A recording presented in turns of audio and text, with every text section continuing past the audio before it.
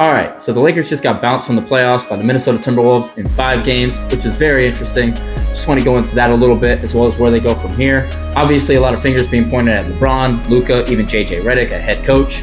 Starting with LeBron, he's obviously an aging superstar, but did have a very good season. However, over the last 3 seasons, he had a 2-12 record in the playoffs. In 2023, they were swept by the Denver Nuggets in the Western Conference Finals, the eventual championship team. In 2024, they ran into Denver again, but in the first round, only winning 1 game there. And obviously this year, losing to Minnesota, only winning 1 game again. Saving Luka for last, I want to look at JJ Redick. He's getting a lot of blame, mainly due to Game 4, rightfully so.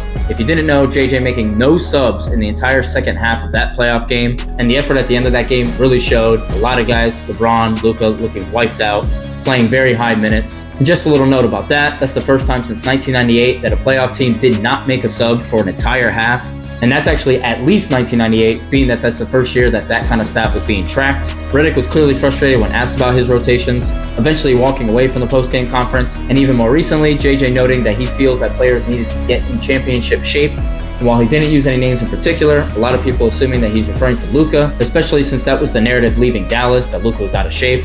And speaking of Dallas, there's 2 trades I want to discuss, one clearly being the Luka trade. I still think the Lakers made the right move trading for Luka. I said before that that was a long-term type of move. And of course, there was going to be expectations for this season, pairing him with LeBron. At the time of the trade, I still thought the Lakers would be eliminated by round 2, but here we are. In this series against Minnesota, the Lakers clearly lack size and rim protection, which of course walked out the door on Anthony Davis in that Luka trade. Most of the size issues came with guys like Anthony Edwards being able to get to the lane. However, in Game 5, Rudy Gobert going for 27 points and 24 rebounds, which is just insane for Rudy Gobert. No offense to him, but he's just not an offensive player. Which brings me to the second trade I mentioned earlier. Before the deadline, the Lakers attempted to trade Dalton Knecht for Mark Williams to the Charlotte Hornets. Mark Williams being the athletic center to replace AD. Clearly not to the level of Anthony Davis, but a nice piece nonetheless. But at that time, he failed the physical, so the trade was canceled. And while Mark Williams would have helped the Lakers in this series, I still think Dalton Knecht was the better player long-term. Although Redick didn't use him much in this series, only playing 4 minutes throughout the 5 games. And a side note about all that, Mark Williams sending out a tweet of a smile emoji upon the Lakers being eliminated by Minnesota. So he's clearly still upset about the trade not going through.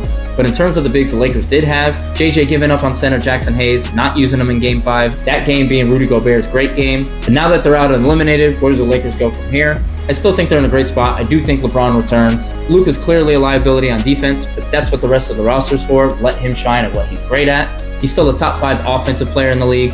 He had at least 28 points in 4 of the 5 games against Minnesota. And yes, I know he probably gave up just as much on the other end defensively, but that's what goes into building a great roster, being aware of your best player's weaknesses and building a team around him that can fulfill those needs. The Lakers should have no regrets trading for Luka. This is their first year having him, and it's only been a few months. And over the next year or so, they will be involved in every trade rumor, especially if a guy like Giannis becomes available. As a Celtics fan, I love to see the Lakers eliminated, especially in the first round, but they'll be fine going forward.